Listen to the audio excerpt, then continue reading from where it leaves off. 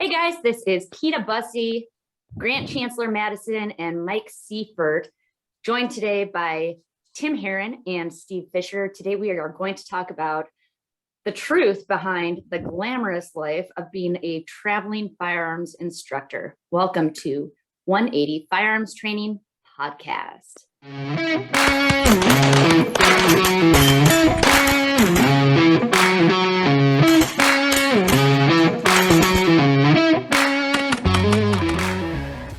Steve, why don't you start by introducing yourself? Tell us how long you've been doing this and what exactly you do. So Steve Fisher, current owner of Sentinel Concepts, full-time firearms instructor, industry consultant. I've been doing this since about 2000, really is when I started. Then full-time around 2007. Travel about 200 plus days a year. But again, like the mainstay of it is firearms training, and then the other back half of it is all consulting within the firearms, optics, manufacturing sides of the house in the industry, and a lot of travel. Yes. How about you, Tim? Yeah, Tim Herron with Tim Herron Shooting. I've been teaching part-time, like off and on part-time since 2015, made a full-time jump into this in 2019. So this just finished my third full-time year as a full-time traveling instructor. And yeah, it's lots of travel. As Steve warned me years ago, this would be. Yeah, and I've been a full-time traveling firearms instructor since 2017. So I guess I'm kind of in between you two. Well, y'all are still doing it, so it can't be that bad, you know? Glamorous life. So one interesting thing that I mentioned to the guys before the show, I fly everywhere. Tim, I know you fly as well. You also drive. I do. So flying, I've never run into any issues personally. And Steve, you don't fly anywhere. You drive everywhere. Yeah, I still fly for some close contract stuff when the client host flies me in, because the only thing I have to show up with is personal kit, and then guns and stuff are handed to me usually. But they're generally really short, quick trips. I used to fly a lot. I flew heavily till about 2015. So what made you stop? Yeah, what turned you off to that? Oof. When my schedule picked up, I'll tell you the main thing was I got jammed up with some canceled flights and weather. And when you had to refund $25,000, Oof.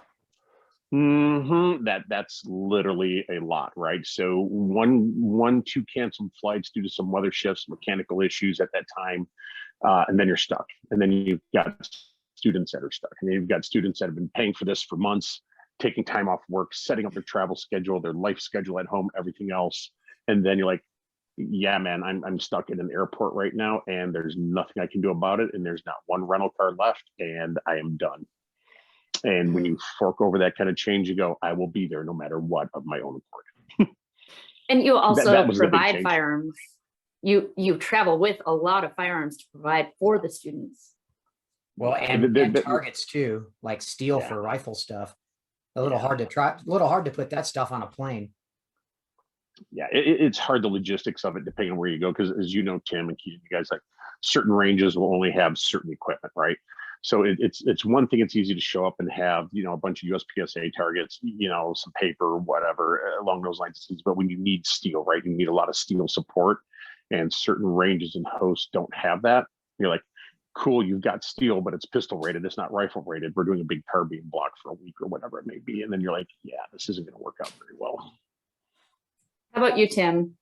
How's it been for you traveling? So traveling, I mean, for the most part, I would say 85 to 90% of the time, it's not been so bad. In fact, I would say traveling all of last year, I'll tell you right now, and I tell Steve all the time, I'm like, I miss COVID travel. I miss it.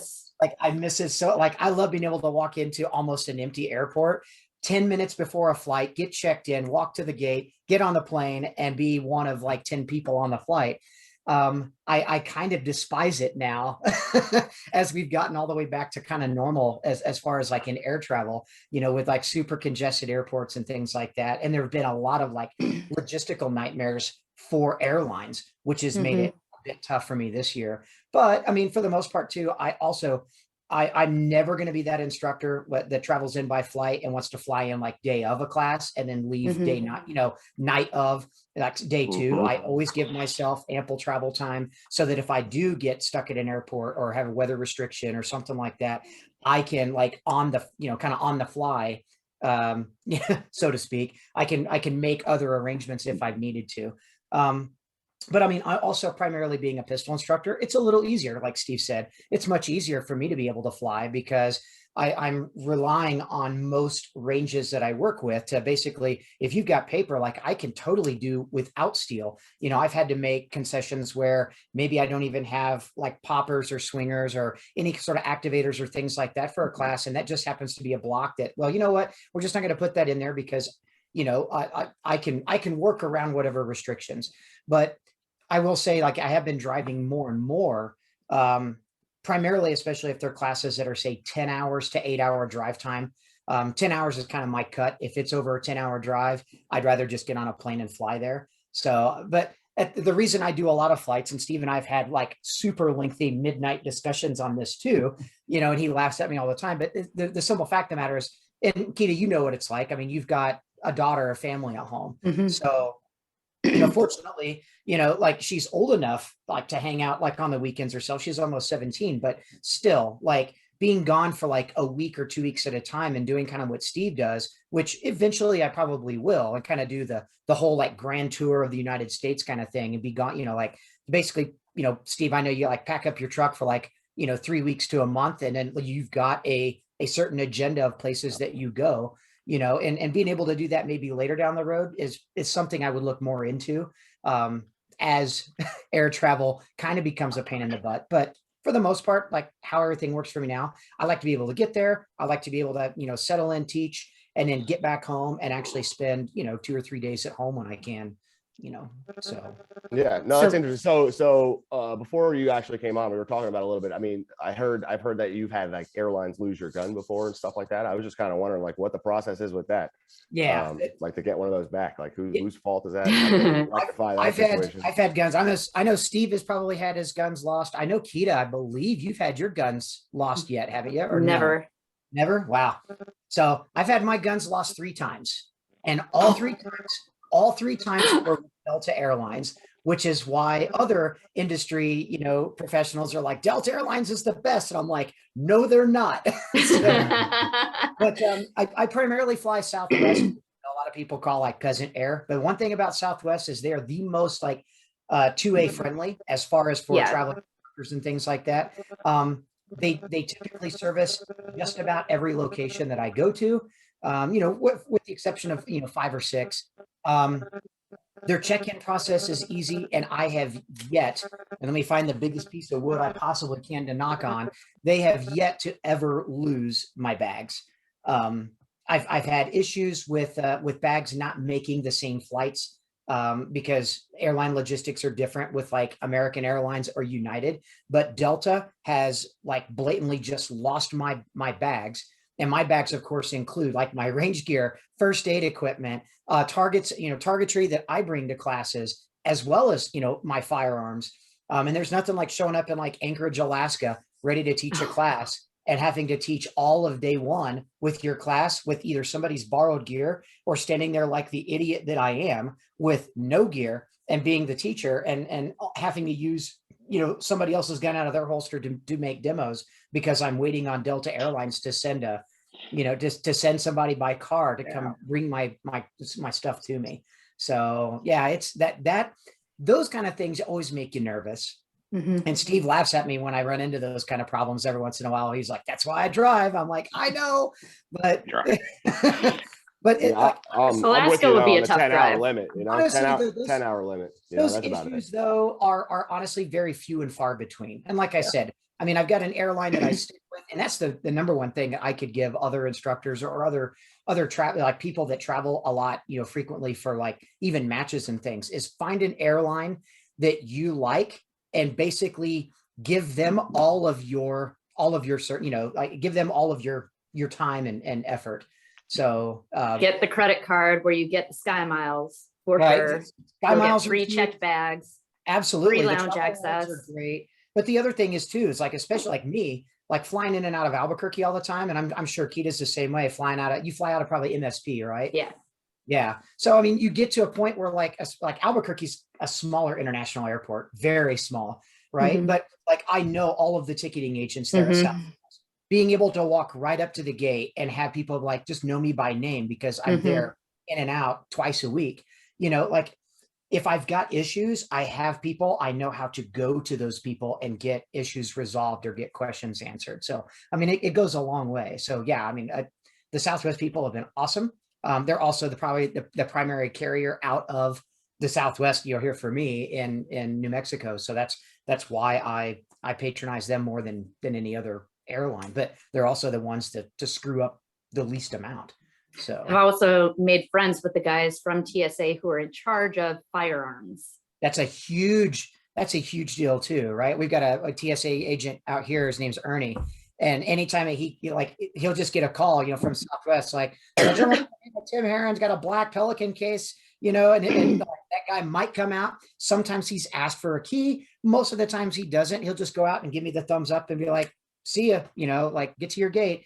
I mean, which is very cool, right? So, I mean, it goes a long way to put a smile on your face, even if you're having a bad morning or a bad day, and be nice. Like, honestly, most of those people don't want to jam you up in airports. They really don't. They'd rather get on with their life too. So, smile, be a good person. And I mean, that kind of stuff, it makes it easy. Yeah, the few times I've flown with guns, and you start to get frustrated. You always got to remember that you got guns on you, and you're like, well, I don't want to be that crazy guy that's trying to act all nuts. But yeah, exactly. That's funny. Yeah. All right, so I have a listener question for you two. They want to know, the people want to know, how did the two of you become friends? Oh, geez. It's been a long time. I'm trying to think of how that really happened. Yeah. I'm trying to think, Tim. How did that happen? Was it just the way Tim shot his single stack? It was. No, I think it started like most everything else. Probably some online interaction that just kept going into something else at some point in time, and then some actual meetups. Tim probably knows better than I do because I'm total blank on how that actually happened. It's been a while. So I think we can agree. It probably all started honestly through Matt Landfair and the primary and secondary network. Yeah. More than anything. So I'd kind of seen posts once in a while of this guy that kind of come off as a curmudgeon on the internet named Steve Fisher. And I was like, God, who is this a-hole sometimes? Like, but he always had really good points to things. And then when Matt Landfair invited me like to be kind of part of that, that conglomerate of trainers and like he calls them SMEs, subject matter experts, which I am not. Right. But I mean, he wanted people that were kind of well within the industry and like knew how to stay in their lane, but knew how to actually have like big people conversations to be able to kind of meet and talk and do podcasts and things like that. And so I had a little bit more interaction, kind of like in some group chats and stuff back and forth with Steve. And there was just a lot of things that we saw like really eye to eye on, and a lot of things that, like I was like, that's just not right. And Steve's like, oh my God, I know. I've been saying that. He's like, man, I love this guy. And then like we had an opportunity a few times to do some podcasts together and things. And then podcasts turned into like, meeting in person. And like I said, I mean, Steve is without a doubt, like to me personally, like holds probably the most special place in my heart as a mentor and as and seriously as like the big brother that I've never had, because he's always the one that's always willing to offer me advice and, kind of keep me on the straight and true. And, like, hey man, don't do this, or, hey, you might want to look at doing these kind of things, or, hey, don't make these mistakes. And that's, dude, that seriously, that means the world to me. So yeah, it's same. Steve's been a very good friend, always saying, hey, what do you need? What can I do for you? How do we get you from here to here? And just always been there and always willing to do whatever it takes to help. Definitely inner circle. The best thing I've ever like about Steve, right? I mean, we talk weekly, and I would almost say daily, but because of busy schedules and things like that, like we always, no matter what though, he'll reach out to me at least once a week, or I'll call him or reach out to him. I'm worse about it than he is because he's on the road a lot more, like driving than a truck. And he'll just dial me up and be like, "Hey, Migo, what are you doing?" Which is awesome. But no matter what, like he always finds, and I don't know how you do it, but he remembers and he always finds a way on Sunday night after whether I've had a great class or a so-so class, or I've had travel issues, it doesn't matter. Sunday night or Monday morning, he's calling me up and be like, "Hey bro, how was class? How was it? Did this go well? Did that go well? How was the range? How was this?" I mean, it's like, he doesn't have to have a vested interest in me. And the fact that he does, like, dude, seriously, that's the coolest. That's the coolest thing in the world, to be able to have somebody like truly care about like my success or like Kita's success or other people's success around him. And instead of it just being such a, like, unfortunately, it kind of is kind of a cutthroat or like a dog eat dog, industry. And it doesn't have It to is. be. It's proven it doesn't have to be, Fact. That is true. So what that's why advice, Steve what and I are advice would, what advice would the two of you have for all these people? So we've kind of had a climate change, and now all these people who can't work, or maybe they were laid off, or maybe they refused to get the vaccine and can no longer do their job. And they're thinking, oh, now this is the chance for me to live my dream and be a traveling firearms instructor. What advice would you have for those people? It's all you, buddy. Yeah, they ultimately, I think, have picked the wrong time for that. We're in this huge ammo issue with, while it's becoming more frequent, it's showing back up on shelves. The cost is going up dramatically. Reloading components are tough, as we know. While I would tell them don't do it, but I would say ultimately, if you want to, go ahead and chase it, but be yourself, right? Be original about it. Find the people that are willing to come to you, right, for whatever reason, based on your experiences, your knowledge base of whatever it is shooting, because we know that's hard, right? Because fundamentals are definitely hard. And get an understanding of who that client is, what that area is, what you need to be working on, but what do you have to offer them? Like, what separates you from the other 732,318 million people that are doing it? Is it that you're going to go out and teach NRA USCCA stuff? Are you going to go out and teach competitive shooting? Are you going to go out and teach ninja flips? I don't know anymore, right? Like, everybody's got some deal. I think the biggest thing is to first identify it, get a good lesson plan, get those lesson plans checked, gone over. Make sure you're teaching within whatever scope it is that your realm, world, lane, justification of, legal wise as well, right? That's one thing a lot of instructors will not do based on whatever it is they're teaching. Coming from my side of the house versus like a competitive world, are you teaching, hey, we're going to teach you this awesome defensive whatever garbage that's not really anything different than anybody else everybody does. But are you within the scope of that justification of teaching it to people? And has that curriculum been proof tested? Has it been gone over by your attorneys, DAs, prosecutors, whoever, whatever, that you can give that advice to? Have you been to, use of force classes? Have you been to, legal updates, all these things, right, before you go into that world? Or are you just teaching good old simple, hey man, I'm a master class shooter, and I'm going to go out and teach these guys what I know to have worked for me and to see if it adapts to them. So there's variables to that equation. Then it's like, okay, now you've got to find a network of ranges. What is the social media footprint like? There's so many little things, are you doing it as an LLC? Do you have that business set up? Do you have this accounting set up? Do you have a separate tax license? All these little things matter, right? It's hard for people. It can be, but then there's those ones that's just that dude or person or dudette or whatever, who's the local great shooter at their local club, that are always been, hey, can you help me with this? Or could you put on a class for this? Right. And that's the way a lot of people started, right? That's how I started way, way back in like 99, even prior to that, in the early 90s, working for another company. So a lot of it is timing and resources, right? Like, what do you have the ability to do? What is your skill sets? What are you trying to teach people? Are you just looking for a way to supplement some income and have some fun and do something you like? But I tell them, right, they need a plan. They just can't wing it. It'll fall apart fast. Yeah, well, Going off of that, I kind of wanted to hear some of your stories on like what your best classes were, what your worst classes were. Maybe some people can learn from that, like some things that you Ooh. did that didn't work, or some things that you did that were awesome when you're teaching. Or So the most awesome, the most awesome ones ever have been the entire class that just happened on the fly, right? You go in with a lesson plan and you're like, yeah, this is all going to change like now.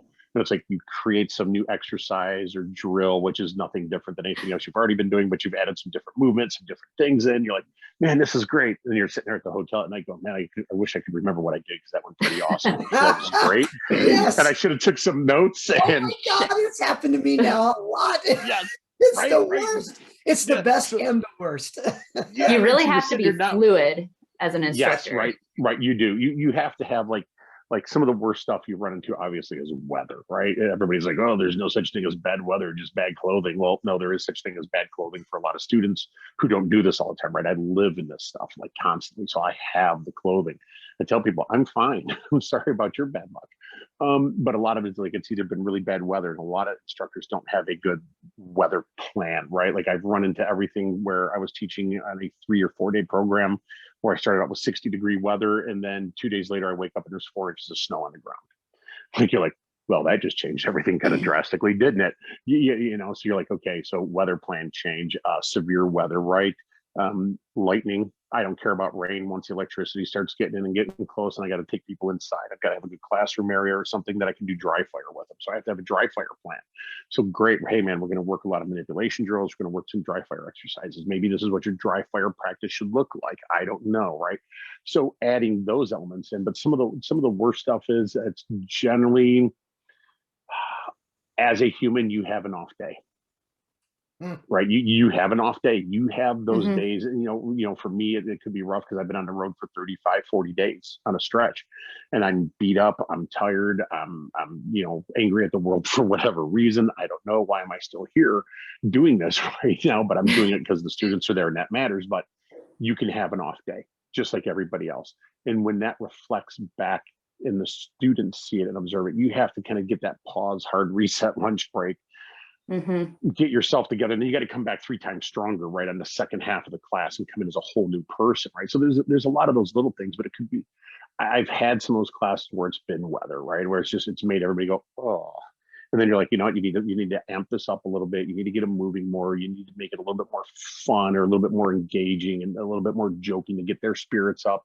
The ability to meter those good and bad days right on the range, and it happens. It's either weather, it could be the student base, right?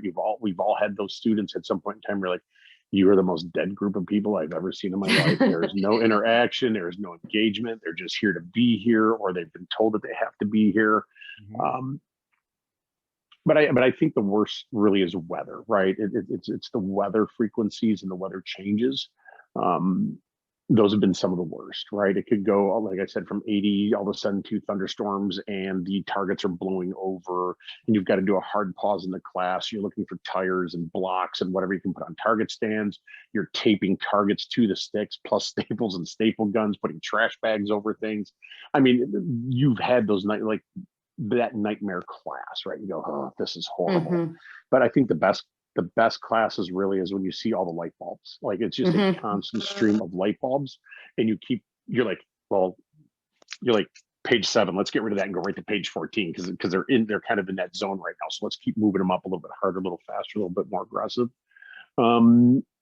Yeah, so those I think those are like the worst of it is just that, right? It's always been the weather conditions, I think, or you just have that day. But I think ultimately it's the weather, or like Tim said, when your gear gets lost.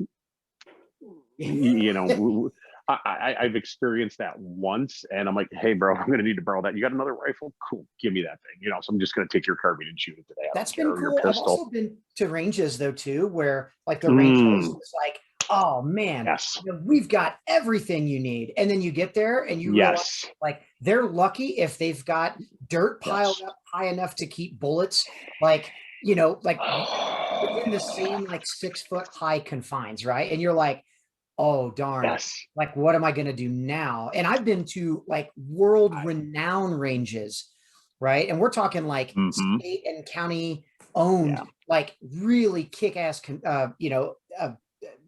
facilities that when you get there and then you realize they're like, oh, wait, no, you're an out of town instructor. All instructors have to bring all of their own equipment. And you're like, Here. wait, what?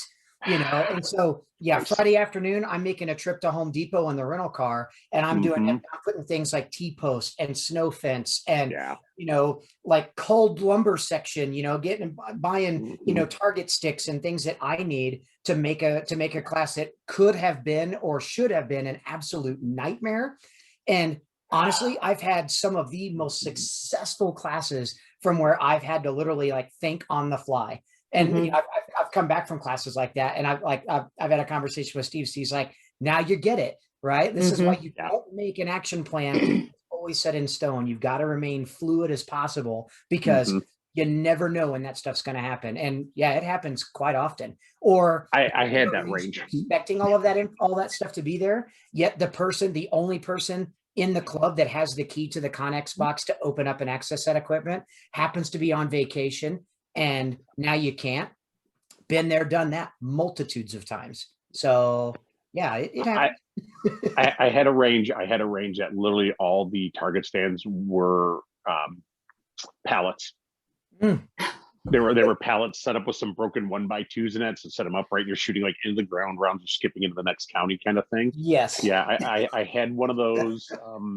That was quite an experience, and I had one. You give them a packing list, like, yeah, I'm going to need a couple, VTAC type barricades or something, or whatever it is, and you get there and you're like, So now you're building barricades out of target stands and Mhm. cardboard, right? You're rating the classroom for the banquet tables, the plastic flip up tables to use as visual barriers and stuff. You're like, yeah, man, we're gonna do it. We're gonna have a great lesson with these chairs today.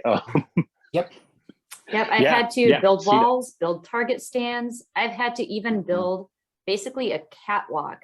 So I was teaching in Florida, they got hit by a hurricane. There was about 3 feet of water on every bay. So I actually built a catwalk over the level of the water with my power tools in the morning before class, built this catwalk, and that was the fault lines. Like, this is what we got to do.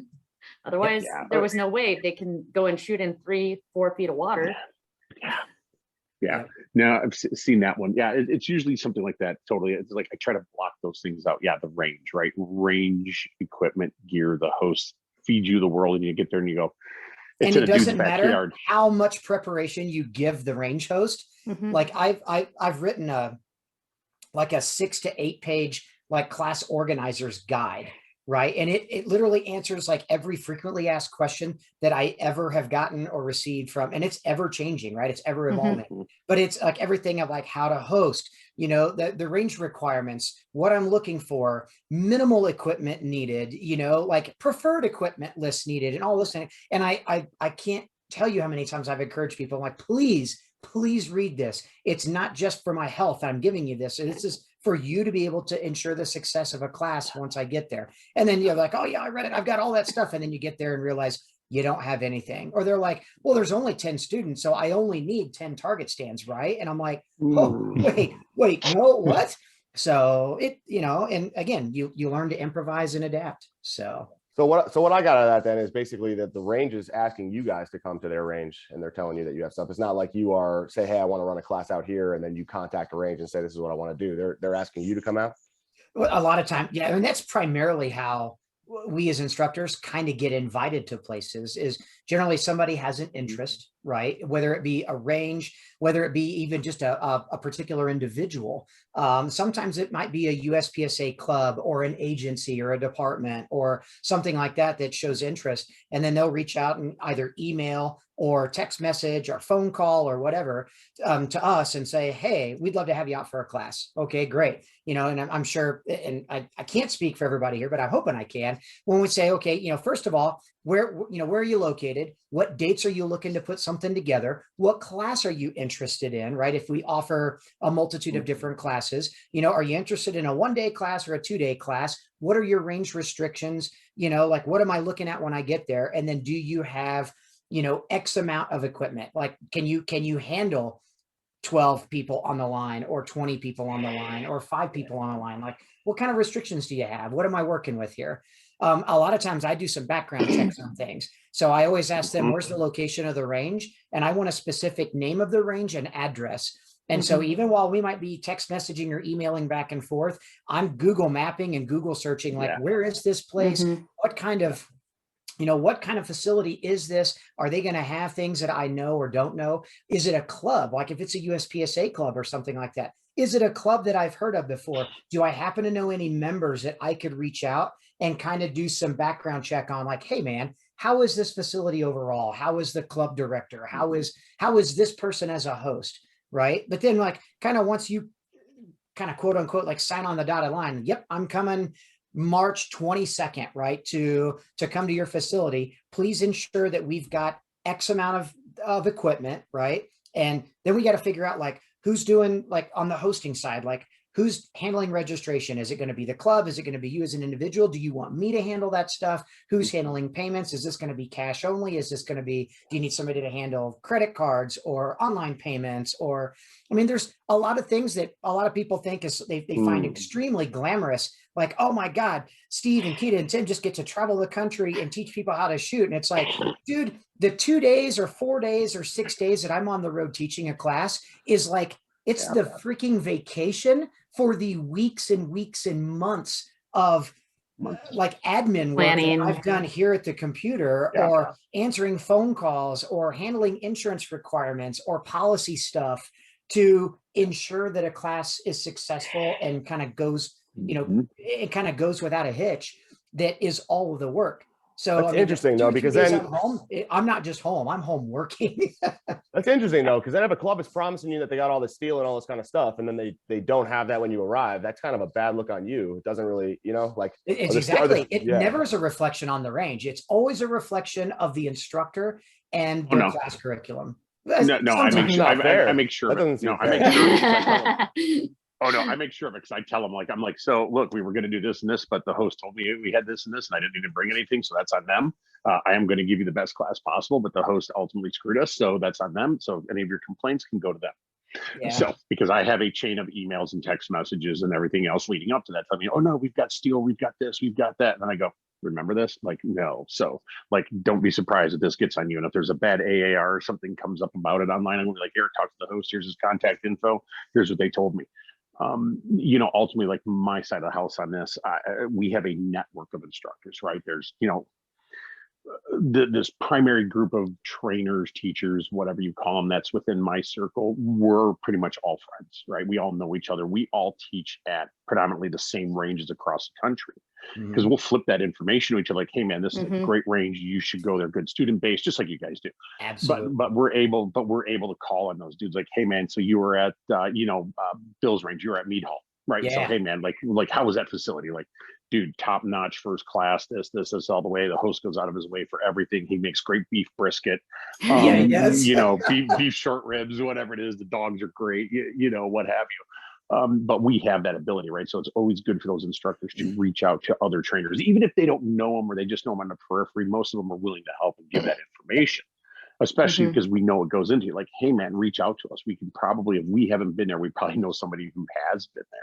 Yep. Right. And that's a big one. Like in the instance of like Mead Hall, right? If it wasn't, I think for Chuck Pressburg basically coming out there like on a whim and was like, well, I guess I'm going to teach at this one bay facility kind of deal. Yeah. And then Chuck got done with that. Like, dude, he was calling everybody. He was like, dude, you all got to get out here and train at this place. This facility is awesome. The range host is amazing. The place is and the next thing you know, like Steve had taught 2 or 3 classes there, and Steve got, introduced me to Bill. And I mean, it's one of those things where like, you do build a relationship amongst other trainers to be like, hey man, like when you deal with this range, deal with this person, or when you deal with this range, deal with this club. Or I know Keita and I've had those interactions as well. Like, hey, you want to reach out to this person and have them host you here because they're great to work with, they're great host, or whatever the case may be. Double Eagle, for example. Yeah. Well, how's your turnout though? If you're using the same range, say you go back to the same range every single year, do you get the same turnout every year, or do you find that you get less people and you got to feel like you travel around a little bit more to get more students? Or I think it's dependent on the particular location. Usually when you go to a place for a first time, you don't expect that you're going to get the numbers because you're establishing yourself in that area. Precisely. Then when you go back the next time, there's been the word of mouth and word spread about how awesome your class was. And the next time you have a wait list. Yep. typically is how it happens. And That's it. Hardest I don't- would have said that would world, have I been think, to opposite. break That's into is interesting. Florida. yeah, I would we have- don't I would- solicit. Mm. It's just word of mouth. Interesting. they I would have come said to that would us. have been Do you opposite. guys Like, have like Yeah, do you guys have like ranges where you're like, I don't care if you guys fill my calendar for the next 10 years, I'm not going back there. Yes. Oh, You guys God, have yeah. ranges Yes. like that? Oh yeah. Oh yeah. I have a whiteboard list of NFE ranges, never freaking ever again kind of thing. Yep. Like, no. But No, just like there's absolutely not. another, right. But then just like you got another board that's a list of, no matter how long this continues, I want to visit this location every Yes. single year. Mhm. Like, and I've gone to those kind of locations where I might have had 3 or 4 in a, like year, 3 or 4 classes Oh, in a row yeah. that were complete sellouts. And the range host is like, okay, we're going to get something on the schedule for the next year. And then you might only have 7 or 8 people. And I might break my own rule of like, man, I got to have, say, an 8 or, a 7 10 or or 8 whatever. minimum, and be like, dude, I don't care if there's only 4 people coming. I enjoy coming to the facility. I Yes. enjoy coming to you. I enjoy being hosted by you. Even if it's for 4 people, I'm going to make it work. And so, and just like ranges, certain ranges will bend over backwards for you.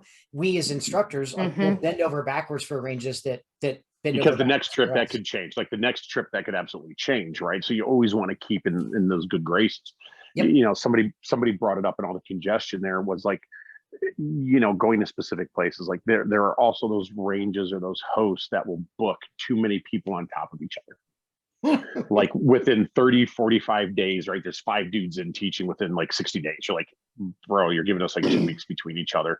Like you're eating up that student base, right? Like, Yeah. it's just not going to fly, dude. And like I've seen those ranges go out of business over the years, because like, again, 20 some years of doing this, I've seen those ranges come and go in those range hosts. And when I start looking at that range host or that range before travel and committing to all that, I go, okay, so this month you have Pressburg, Blowers, Tim Herron, Kita, freaking whoever, right? You've got 6 different instructors coming in over the next couple of months. Well, they want to make money to get their money back for what they put into the range. The problem is if we're not making money, they're not making money either, right?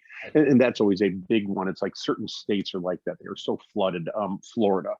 Right? Florida is one of those states for years that was kind of and then all of a sudden it exploded, right? Because everybody was doing the December, January, February classes from the Northwest and the West and Midwest, because hey, man, it's 75 degrees. Why are we not in Florida right now teaching, making money? And then you can get to Florida and there are 5 different classes going on at the same time at different ranges, all within a 4-hour, 5-hour drive of each other. Yeah, And it's dudes so are like, man, why did oversaturated. I only It's have tough. 8 guys? Yeah. It's tough for a new guy to come in. If you've not really taught much in Florida, it's tough for to be the new kid on the block to even get people interested, because they're like, well, I've got this plethora of other instructors that I can train with every single week throughout the year. Why would I come to this guy? Another thing about that is you don't want to be stepping on toes of the people who are basically coworkers of yours. You're all in the same industry. And so like if I know Tim is going to be at a particular range and they try to book me for the next weekend, I'll say, no, let's book it out a little further, make sure I'm not taking any students away from his class. Right. And I'll do that for every instructor, where I'm going to check first and see when the last time is they had someone, or when someone is coming in next. So my class isn't taking anyone away from their class. Right. Yeah. Because you found that too much of a good thing is actually just burning out the people 100%. financially and mentally. Okay. Financially, mentally, ammo wise, right? Like they've only got X budget of ammo for the year to shoot. So they're going to have to pick between 4 classes, let's say, that are going on at that point in time, right? So they're going, oh my God, well, I could take this class with Tim Herron. Oh, I could go take this class with Steve. Oh, I could go take this class with whomever, that's doing this as well. And they're like, then they have to make a decision, right? Or maybe they have enough for 2 classes that year, but now they can't get that time frame off of work to take this week, or this weekend, or whatever their case is. So that is hard. Me and Tim ran into that this year with one of the hosts. Yep. And I said, I've got X number of people, so-and-so's got X number. I said, I'm just going to bow out of that one because I will go do something else and I need a break anyways. So, then you send out an email to the students, but hey, when you're setting up this cancellation notice, but hey, so-and-so is going to be there, 2 weeks later. So you might want to go take Tim's class or Chuck's class or Kita's class or Dave's class or whoever's class is there at that point, so you give them those options as well, so they understand it. And that's part of that cycle. Like we all share a very common student base in Mhm. numbers. And extremely, like years ago, we sat down and we did some math on this. And I think it came out to like, we see the same group, and there's about 6 or 7 of us that got involved in this as the travel crew. And we're like, we see about the same, like 850 common students Mhm. across the country throughout the year. Like we used to play a game back in like the mid 2000 era, I'll say 2009, 10 era. It was like, where's Waldo? And like, you'd look at the class pictures and you would see the same 4 or 5 dudes in Yeah. every class. It was like the same hat, the same shirt, like their range wear, you go, oh, so there's Waldo, Waldo, and you would see this game being played all the time. Yep. And in that time frame, there wasn't a lot of us doing it, right? Like to the 2009 through about 16 era, it was a very small core of dudes and people teaching this stuff. So we were always laughing about it, like, oh, so-and-so, so-and-so. And you'd be at the same 6 classes, 6, 7 different instructors, 10 different instructors that were out there. Then it were doing the big travel show. So it was kind of funny to play. But when we sat down one night and we were all talking about this, like we figured it out, man. There was about like 800-ish, 850, I think, common students across the country that we would see repeatedly that were making the circuit. Now you don't see any of them. Like you see a few show up now and then, but ultimately it's a whole new group again. And the whole process just keeps rolling into the same thing. And it's just generational. It keeps coming and going and coming and going and coming and going. Yeah, on the travel side, it's interesting to see that, because I'll see people that have been in a class in New York, and then I see them in Washington State. Well, like, I got buddies up here, so we all decided to come out and hang out and shoot. I'm like, I just saw you like a month ago, dude. Like, what are you doing? Oh, I just decided to come back, hang out with my buddies, and shoot. It's kind of funny when you see that group. But yeah, it's definitely a weird thing. I think the other big part of the travel stuff too is the amount of ranges we've been losing the past 2 years. Yeah. Losing host facilities and ranges has been a big one. I've noticed that we just saw that recently with Founders. Yeah. What do you mean losing them? Like they're just going out of business, or? A lot of Yeah. a lot of it's bad business decisions or bad business management, like from a range Yes. management aspect. Other times, as ranges, right, don't necessarily get to follow like the grandfather clause that a lot of like landowners and things like that used to be able to fall back on. We're like, well, this range has been here for 50 years and now they're building housing developments on it. So Yeah, Noise encroachment. regulations. now it's like housing developments can come move in and they've got more money to be able to sue or to be able to file restrictions against the range. And the next thing you know, now the range can only operate in certain hours. Well, then the range can't generate income. So the range has to go bankrupt, which is kind of what's happened with Founders out here in New Mexico. Yeah. And that's a range I was so looking forward to. So was Steve coming out in October, because I literally live like 15, 20 minutes away from there. So I told Steve, I'm like, no matter what, you're staying at my place. Like we're like cigars, steaks, and bourbon and the whole 9 yards for like an entire week.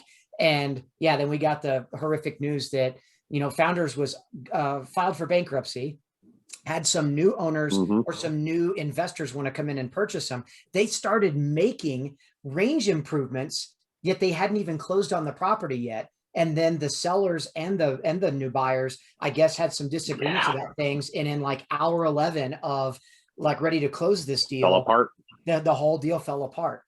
So now we're back to square one on a range that we just don't know what the future of it's going to be. Only in America we've can people seen that move in next to a Texas. range and complain about it. Like, oh, I'm going to buy a house right next to a range and then shut the range down. It happens Like, well, why would you buy a all house the there? We had that here in Michigan a bunch of years back with one of the big USPSA clubs. They were shut down for 3 years, I think 3 to 4 years, while this whole thing went on. And luckily, the McMansion subdivisions got in further closer and closer on the property. People were complaining about stuff. The club ended up getting shut down. They had to make some different improvements. And Michigan, luckily, has a Range Protection Act clause law in the state that helped, but they were shut down for I want to say it was like 3 years. I want to say it was like 3 years they were shut down, and that was like one of the biggest like game clubs in the state. They shot 2-gun, 3-gun, USPSA, IDPA, everything was at this club because it had like 16, 18 bays. Yep. And it was awesome. And then all of a sudden, all these new baffle systems went up and all this other stuff that kind of impeded a lot of everything that they were doing. But luckily, they came back. But that is a real thing. Texas saw this last year and 2 years ago. Yeah. Texas lost a range. They lost another one 2 years prior that we used to hold like the big LaRue shoot at every year when LaRue had their event. That range shut down. That was a huge facility.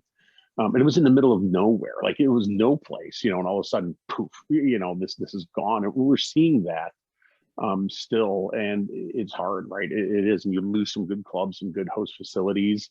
There's some other people in the industry that we know that have been having this recent fight as well, and it's ongoing, right? It's going to continue to be ongoing. So making sure the facility is still going to be there when you host that, your class is always important.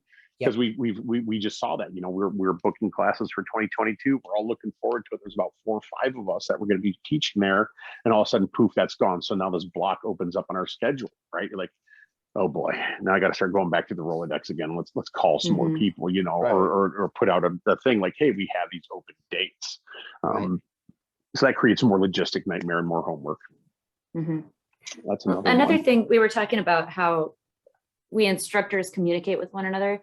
Another thing that I don't think people realize we do is if you get an email from someone interested in taking your class and you feel like there would be a better fit for them with another instructor. Like, for example, if someone comes to me and says they want a shotgun or a red dot class, I'm going to say, oh, well, here's Steve Fisher's info, hit him up.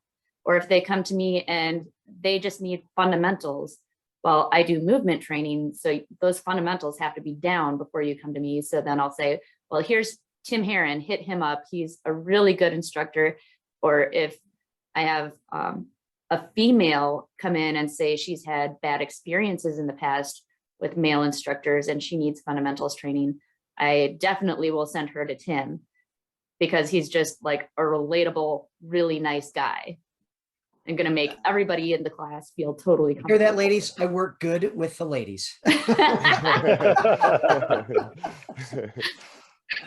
I know you guys do the same thing for me. Like someone wants to move around better, well, hit up Kita. Yep, 100%.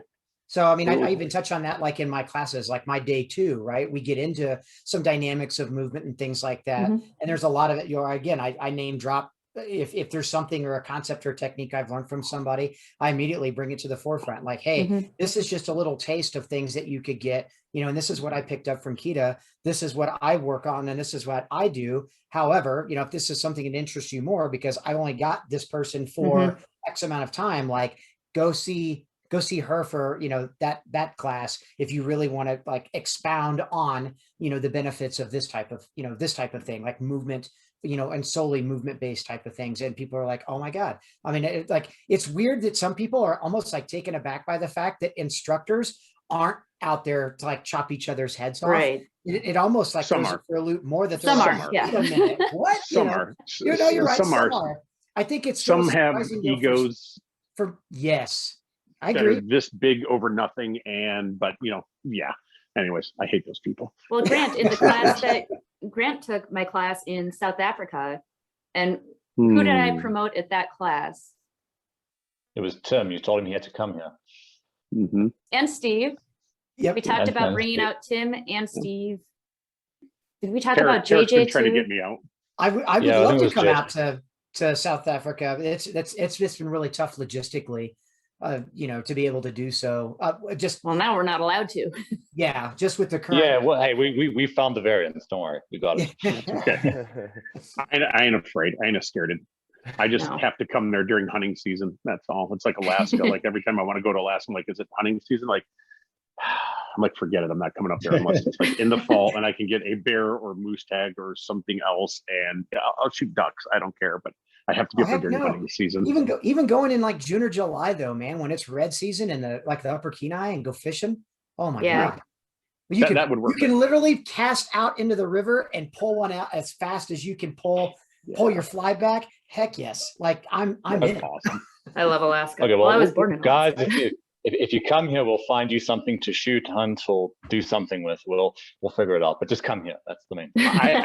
I haven't been there since 2008 was the last time I was in South Africa. Yeah, for me it was 2019. I've never been yet. Oh, Tim, you're missing out. Like the wine country, especially you build in days, Cape Town. you go down south. Do you go to Cape? Oh my God, man, the wine country tour is awesome too. Awesome. Now that's another interesting thing about being a traveling instructor. If you weren't a foodie before or You will. an alcohol connoisseur, now you are. Yes. Fact. 100%. In the first year, you will put on like 30 pounds, and then you'll be like, oh man, I got to start working out harder, because then your schedule is so irregular. And you need to go to AA. Yeah. You're like trying to fit in working out with being at an airport all day and then being on the range all weekend from like sun up till sundown. Yep. Like looking at your watch, did I get my 10,000 steps in? Oh, I exceeded that by 25. It's all good. Well, that's funny you mentioned that. Like, so when I was working during the Magpul era, one of my coworkers was not a foodie. He was absolutely, I won't mention Costa. And I will, because I will throw Chris under the bus wholesale. Chris was the worst at this. It was like, we had to eat at like Olive Garden, He claim braided my hair. jumpers. I know. Oh, dear Lord. Cheesecake Factory, you name it. Like, he was not like, I was setting up this course. We were doing this train to trainer course somewhere, and it was in Miami. And luckily, Chris wasn't coming on this trip. He was like throwing himself out of airplanes or doing something else silly. So I brought one of our other adjunct guys in, Anson. I'm like, hey, bro, look, there's this Ecuadorian place down the road from the hotel. I already got this laid out. There's 3 Cuban restaurants here. There's this great Thai place. Like, we labeled the whole place out via the restaurants that were around it. That's how we picked the hotel, because we like every night we were eating some different ethnic food somewhere. It's great, but it's true. Like, you will become a foodie on the road unless you're just that person who's going to eat at like, oh, well, there's an Applebee's next to the hotel, I'm going to go there. Stop it. Don't ever eat there. Don't do it. But you absolutely will. And if you're not doing it, you're wrong. Like, you're absolutely wrong. You have an opportunity to go and try all this different stuff. Like, you need to do it. It's awesome. And you also become a better cook. Yeah. Because you're exposed to all these new things, and you think, oh, I want to try making this at home. So I guarantee you, just about every instructor out there who's a traveling instructor, we can all cook like nobody's business. Well, I can't cook near as good as Steve, this bearded gentleman, but yeah. Same. Well, that was honestly, Keita, that was one of the main reasons too. I was like, oh yeah, you come out here to Founders Ranch and teach that class. Like, oh, you should do a carbine class. You should totally do a shotgun class and 2 pistol classes, so that he's here longer, so I can take advantage. So he keeps making you steak. There's my kitchen. Have at it, buddy. He's an amazing cook. Booze, you keep me fat. We so can you do just wanted a chef with a side of shooting instruction. That's right. Exactly. It's pretty close at times. There's times I'm like, yeah, man, that extra crunchy Jif looks really good right now. And some of that raspberry jam, let's just get this on today. I'll make you some gourmet peanut butter and jelly. But no, but it is interesting, right? Especially like the international travel. Like when I did some international travel for early years. Oh, did you have kudu? Food. I had a lot of games. So when I was in Africa on some hunts, I mean, I've had kudu, I've had gims, I've had everything, you name it. Like eland is my favorite. But has biltong ruined beef jerky as much as it ruined it for Keita? Yes, probably. I've got a box here that I make it. So in my early life, so early on, I had worked at a facility. I'm kind of working as a /worker /bodyguard /whatever weird stuff back in my young days. And the family was from South Africa. And they taught me about biltong. I was like, whoa. Then I got one of these stupid big pots, these potgies or whatever they were called, these big cast iron monster things that were awesome. Oh yeah, like that thing, whatever it is. And then I'm like, it's a big cast iron thing to make stuff, and it's great. It's called a poikie. Yeah. Sounds flippin' lecca. Oh, dude, it was amazing. But biltong, yeah. So like, it was like I've got a box with a dryer in it and stuff. Because I mean, I shoot a ton of game. I'm like, I need something different than just jerky, right? So I was like, oh, biltong, like, yeah. And don't buy the stuff you see online that comes in a block like compressed sawdust. That's not biltong. No, don't do that. We are running out of time here. So, are you guys living the dream? I would say to a degree, yes, right? If that means living out of your truck, living out of airports, living out of hotels, being away from your family, your friends, your dogs, whatever it is you have in your life. And ultimately, if you don't have somebody in your life that's strong enough to understand that, and you can manage and or balance that life, you will get absorbed in it. Like I got so absorbed in it for years that I burned myself out completely, and I spiraled in and I crashed and burned hard, and I ruined everything in my life, literally. And that is a thing that is very real that people do not see. They do not get that back half of it. But ultimately, you have to be stronger than the job, and you have to learn how to balance and manage all that life. Or trust me, you will crash and burn, and it happened. It It's did. not like being an employee where you go to work No. from 9 to 5. You never stop working. Never. Fact. Never. Fact. Never. Never stop the admin, it sounds like. What No, about you, that's- Tim? all Are of it. you? And honestly, that's the work part of it. And when, so like, I know Steve's the same way, right? So we're kind of like into our off season, quote unquote. But for me, off season is all about curriculum development. It's all about changing up things. It's about like replacing Weapons like maintenance. blocks. Right. Yeah. Weapons maintenance. It's about Writing a like your own, book. your own skills maintenance. Yeah. Akita's writing like, her umpteenth book now, but it's all of that stuff though, but it's everything else that's involved with it as well. Right. Personal development as well, like getting to the range and ensuring that you're working on yourself as a shooter so that you can still give 100% of yourself to your, to your students. Am I living the dream? Compared to 23, 24 years in the automotive industry, yes, I'm living the Yes. dream. Is it much harder than I initially thought it would be to do this? Absolutely. Would I trade it for anything? Nope. Because just like Steve said, man, those light bulb moment classes or those light bulb moment students that continue to have light bulb moments even after your class, 5 months, 6 months, 8 months, Yeah, 2 years down the road is the most rewarding thing in the world for somebody absolutely. that truly wants to give themselves to other people, right? And I tell people that all the time. I mean, I've not yet won a national championship. I've won lots of area titles, lots of state titles, lots of all kinds of stuff. I've been in the top 10 and top 5 at nationals before. But if I never won a national championship because I want to give 100% of myself to my student base, that means more to me than any title or trophy or thing like that I can like hang on my dang wall. That stuff honestly is meaningless at the end of the day. Like what kind of legacy or what kind of history are you leaving for other people to take, to take it and move on to? Like, what is your name going to mean? And not for me, it's not like an ego thing, but like, what is my teachings or what is my name going to mean to somebody, say 10 years, 20 years, 30 years down the road? Like, not that I care again for that, but it's like, what kind of legacy are you leaving? Right. It's the same thing that we as parents do when we have kids. We hope we're leaving the great legacy for our children. We're as educators, we're hoping we're leaving that same great legacy for our students and future students as well. So You're definitely servants of the people. You give your whole 100%. self. 100%. Absolutely. And Steve's 100% right. I mean, it's, and that's a lot of the, like the warning calls a lot of times that I'll get like from Steve too, is like, hey man, don't burn yourself out. Like, when we were talking about like classes and stuff for next year, he's like, how many you got on the books already? I was like, oh man, I've got X number of classes on the books. And he's like, all right, slow your roll a little bit because you don't want to do what I did back 6 years ago. Yeah. And here's why. And it's super enlightening to have somebody again, that's not trying to hold you back for the things that I think some people would think like, well, that's horse crap. You're just trying to hold me back. And it's like, no, he's trying to keep you from making the same dang mistakes that he made. Right. Like, it's the same thing that we're trying to do as educators. Like, hey, do this so that you don't make these mistakes that I made and had to learn from. It's the same thing. So it's been good to get that because, like my daughter's not getting any younger. Right. And she's almost a 17-year-old junior in high school. I've only get her here at the home, a couple more years before she's off to college and things like that. And then, as far as like relationship wise, I'm very fortunate that I do have somebody that's extremely supportive and pushes me to be the best trainer and educator and instructor I can be and the best employee of myself I can be.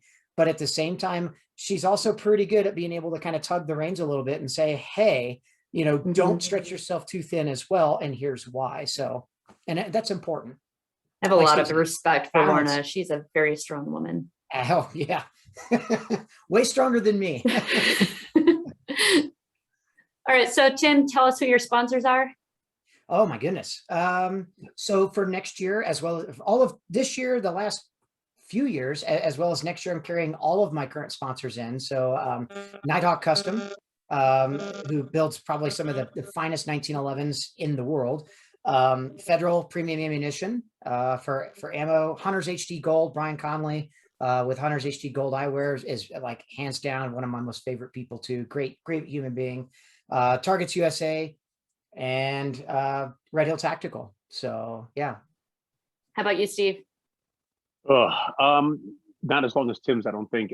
Knight's Armament still for my carbines. I'm actually an employee of the company there.